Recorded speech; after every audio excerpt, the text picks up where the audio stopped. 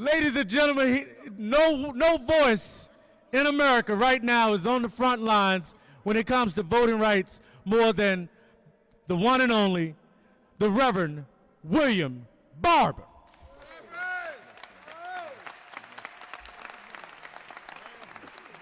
Good afternoon. Good afternoon to all of you. It is good to be here today. It's good to be here from North Carolina because we are concerned about what goes on in Pennsylvania, and Pennsylvania ought to be concerned about what's going on in North Carolina. Let me thank God as we recognize we come from the Forward Together Moral Monday movement.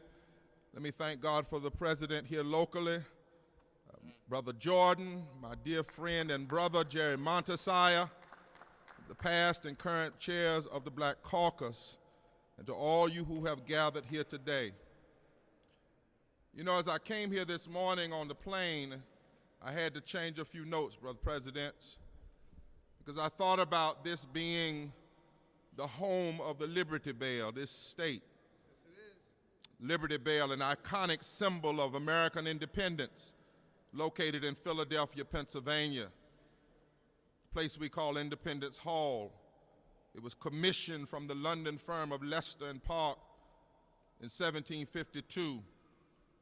And on that bell, they talk about the crack, but on that bell is inscribed the words from Leviticus 25, verse 10, referencing the day of Jubilee in ancient Israel. It says, "Proclaim liberty throughout the land unto all the inhabitants thereof." But they tell me that when they tried to ring that bell the first time, it cracked. Unintentionally cracked, but maybe it was a prophetic crack. Because on the one hand, it said Leviticus 25 proclaimed liberty, and yet at that time in the 1700s, we were half free and half slave. Come on, brother.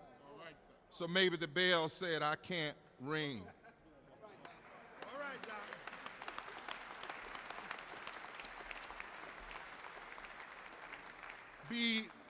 Be aware of your surroundings. If you look up into the top of this building, where it looks somewhat like the Sistine Chapel, but it says that justice is the end of every government.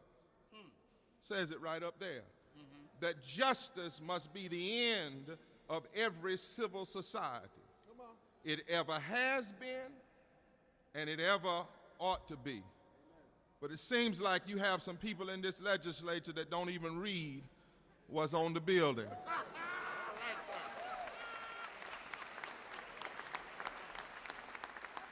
270 years after the bell was cast and cracked in Philadelphia, today there are those who are deliberately desiring to put a crack in our democracy. Rather than desiring to proclaim liberty and justice throughout the land, they don't want to let freedom ring. Instead, they want injustice to reign. Brother Montesiah, the Constitution, 14th Amendment, 1868, guaranteed equal protection. It said that equal protection under the law ought to ring in our public policy. The 15th Amendment said no state, the government cannot deny or abridge the right to vote. The right to vote ought to ring in our public policy. But instead of honoring the promises of our Constitution, many of the extreme legislators up here and the extreme legislators back in North Carolina, they want to put a crack in our democracy. Rather than having an election that is free and unfettered, they want voter suppression to reign. Rather than having all the people vote, they want to limit participation, and they want that limited participation to reign. Rather than honor that time-tested goal and ideal government of the people and by the people and for the people, they want injustice to reign.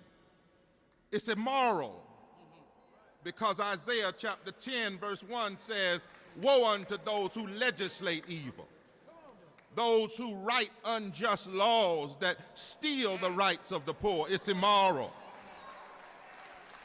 It's unconstitutional because the first goal of a constitutional government is to establish justice, and to promote the general welfare.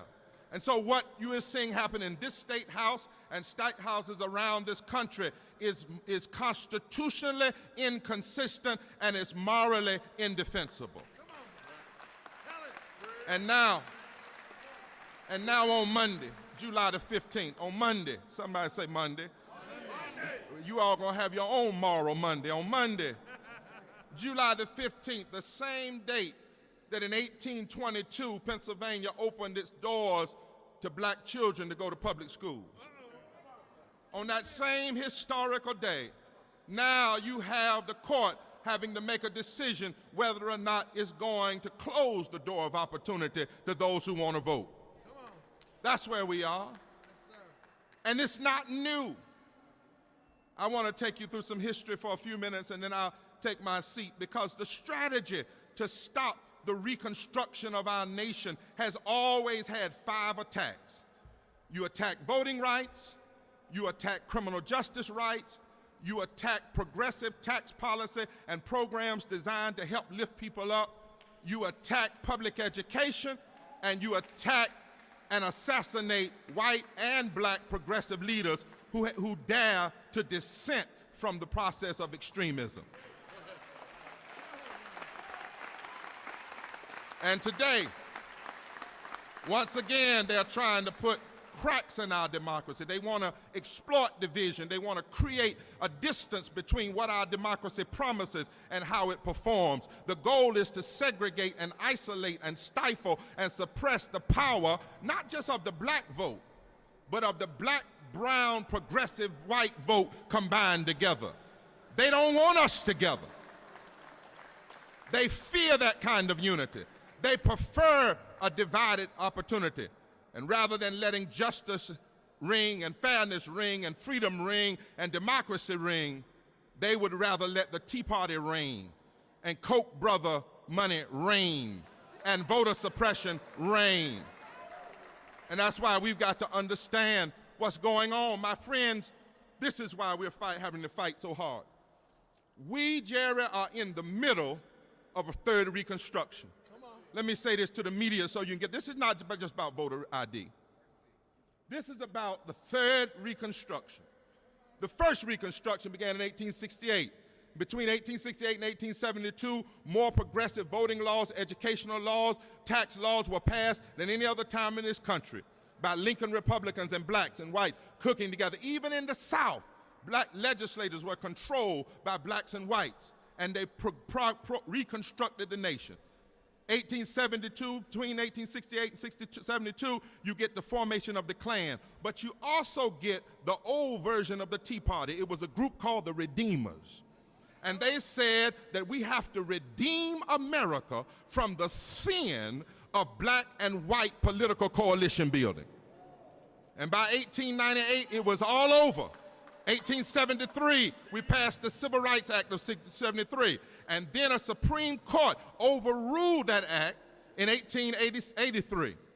And then Plessy came in 1896 and made separate but equal the law of the land. And Reconstruction was shut down through the law, through violence, through political manipulation. By 1901, the last African American who was from North Carolina was in the Congress. And it took us till 1954, the beginning of the second Reconstruction. In order for there to be a fresh movement, the death of Emmett Till, the Brown versus Board of decision, moved us into the second Reconstruction. Blacks and whites and women and Latinos and labor and faith came together.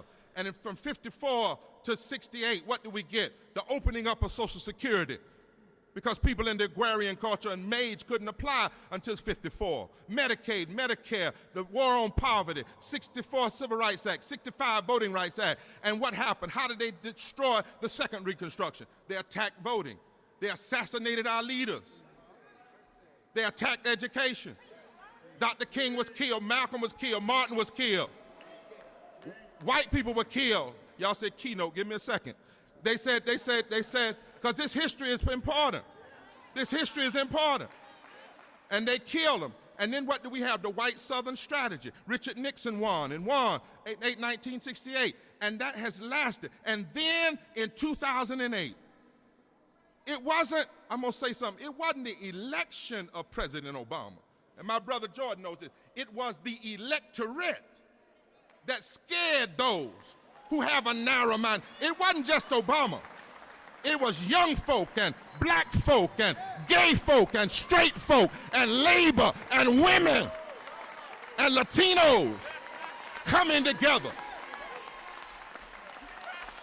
And when they came together in Pennsylvania and came together in the South, and southern states broke through the white southern strategy in the solid South, and northern folk got together, they in essence said, what the hell is going on? It represented a demographic shift. Now they know that a narrow agenda can't win on the national stage, and soon it won't be able to win on the state stage. So what happened? They said, wait a minute. They had to cheat. There's no way in the world these black folk and white folk and Latino folk got together. They had to cheat. This can't be happening. Something's wrong. Well, y'all tell them ain't nothing wrong. All that is right is that God has allowed us to live long enough that hands that once picked cotton can now hook with white hands, can now hook with Latino hands, and can change this nation.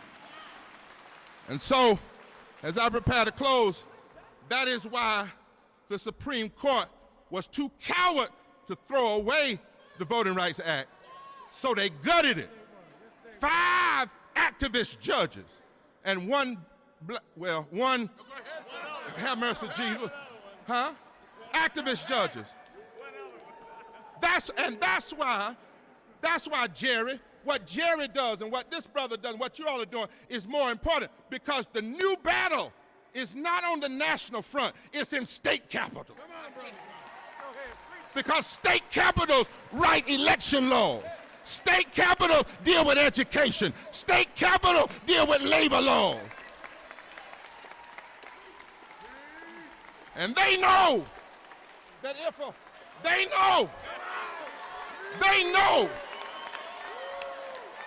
know this ain't just about black, this is about America. This is about the soul of this nation. They know that if the people vote, narrow-minded politicians can't win. No matter how much tea they drink, no matter how much Coke, K-O-C-H they snort, they can't win if we vote. You can't undermine public education if everybody votes. You can't stop affordable health care if everybody votes. You can't block labor rights if everybody votes. You can't rewrite tax policies in favor of the wealthy if everybody votes. So they want to crack the democracy, damage the right to vote, ensure people can't vote, and it's an attack on black people, but it's an attack on all people. And so, Brother Jordan, I'm glad, because I know where I am today at 2:05. This is Pennsylvania, the home of Richard Allen. This is Pennsylvania, the home of Martin R. Delaney. This is Pennsylvania, the home of Octavius Cotto, who they murdered in 1871. This is Pennsylvania, where W.B. Du Bois wrote about the Philadelphia Negro. Hey, this is Pennsylvania, where Daisy Lampkin came from. This is Pennsylvania, where Bayard Rustin came from. And so I don't have any doubt that in Pennsylvania, they are in for a fight. And it's time to fight now. I could say more, but let me go back to North Carolina and go back to jail. By simply saying to you, it's time to fight now. We've been through too much. We've learned too much. We've died too much. We've bled too much. We've been through too many battles. Somebody touch your neighbor and say the fight is on. The fight is on. Yes. Yes. Yes. Yes. Yes. Yes. The fight is on. Goliath Goliath might be big, but read the rest of the story. David won.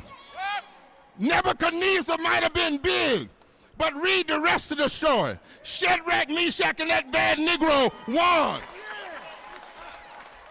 Slavery might have been big, but Harriet Tubman and Frederick Douglass won.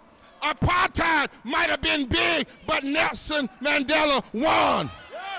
They said racism was still big, and that a black man born to a black man from Africa and a white woman from Kansas with big ears would never be president. But read the rest of the story. We won. The only battles we don't win are the ones we don't fight. It's time to fight. In the courts, in the streets, in the pulpits, in the streets. And if we fight, when history is written, our children will say that in our moment, in our time, we didn't give up. Might be tough now. Weeping might endure for a night. Mean politicians might endure for a night. Trouble might endure for a night. But hang in there. Fight! Fight! Fight! Fight! Fight!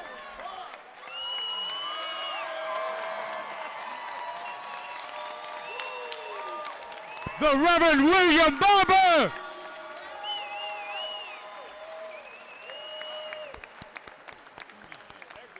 No justice. No justice.